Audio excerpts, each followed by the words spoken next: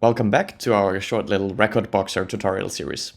What I would usually do now on all of these tracks while I'm ingesting them in my workflow is I would go ahead and set a D hotkey on all of my tracks. This is very useful while playing, and it's also very useful to do automations with. So let's go ahead and quickly do that.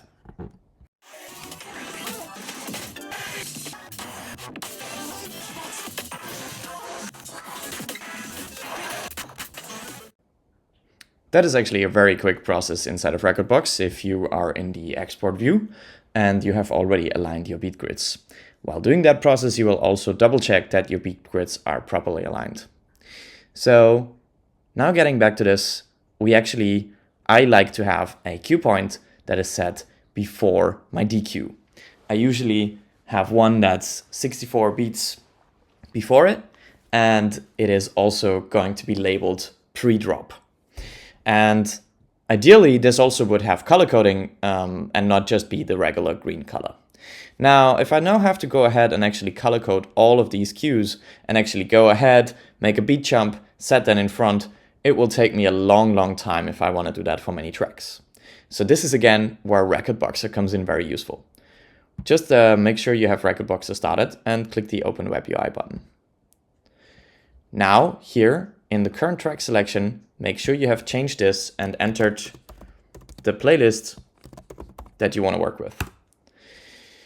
Now, I have actually created myself an action that is called create C and label. So it will create a C hot cue before the D, and it will also label it correctly. You can configure these actions and what they actually do inside of the settings tab right here. We will get into how actions configuration works in one of the further videos.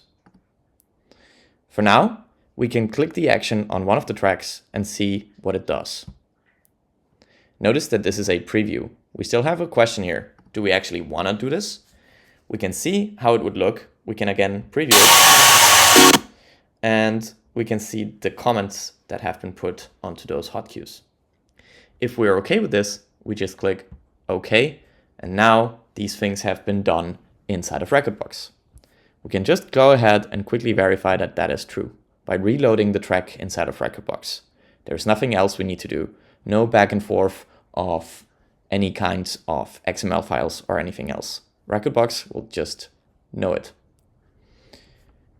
Now this looks good, and we actually do want to do this for all of the tracks in this playlist. So we use again the Run Action button here on top. Our playlist selection is correct, and we'll select this action to run for all of our tracks.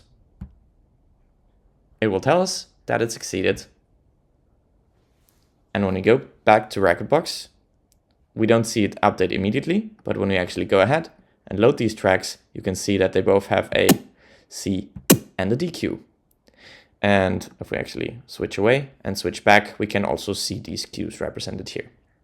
So this is a very fast way to do automations on your track. Not only has this created a C and a DQ, but my action is actually clever enough to also create memory cues. So if I'm playing on CDJs where I don't have a DQ, for example, I can still jump to the drop using the back and forward button inside of the CDJs. I hope this is useful to you. Check out RekordBoxer on shop.lbs.sh for more information.